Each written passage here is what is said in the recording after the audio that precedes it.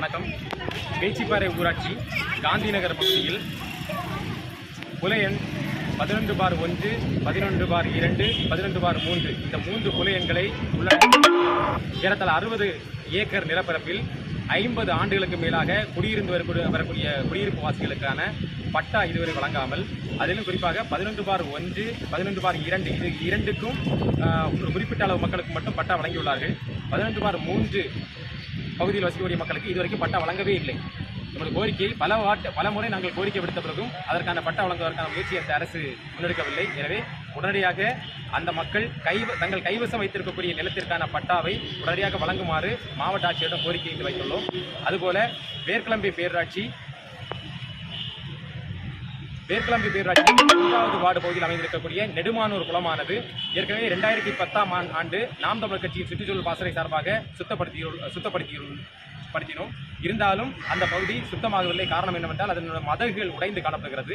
எனவே அதனுடைய மறுகால் மதகுகளை சீரமைத்து அந்த குளத்தின் ஆக்கிரமிப்புகளை அகற்றி தூர்வாரி சுத்தம் செய்து பொதுமக்கள் பயன்பாட்டுக்கு வழங்க வேண்டும் என்கிற கோரிக்கை மனுவை நாங்கள் ஏற்கனவே அளித்திருந்தோம். ஆனால் தற்போது மாவட்ட ஆட்சியரின் உத்தரவின் கீழ் வண்டல் மண் அகற்றுவதற்கான அனுமதி வழங்கியுள்ளார்கள். ஆனால் அந்த மதகுகளை சீர் செய்வதற்கான முயற்சியோ அதன் ஆக்கிரமிப்புகளை அகற்றுவதற்கான முயற்சியோ இதுவரை அரசு முன்னெடுக்கவில்லை.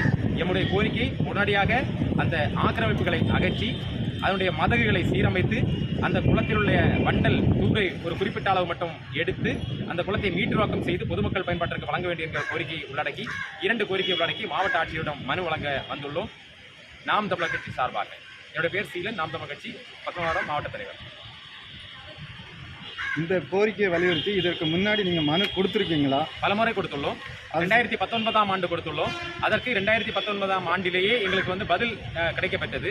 அந்த பதில் என்ன சொல்லியிருக்காங்க அப்படின்னா, அரசு போதிய நிதி ஒதுக்கி விரைந்து அதை சீரமைத்து தருகிறோம் என்கிற உத்தரவாதத்தை வழங்கினார்கள். ஆனால் அந்த உத்தரவாதம் இதுவரை ஏறத்தாழ 5 ஆண்டுகள் ஆன பிறகு இதுவரைக்கும் செயல்பாட்டுக்கு வரவில்லை.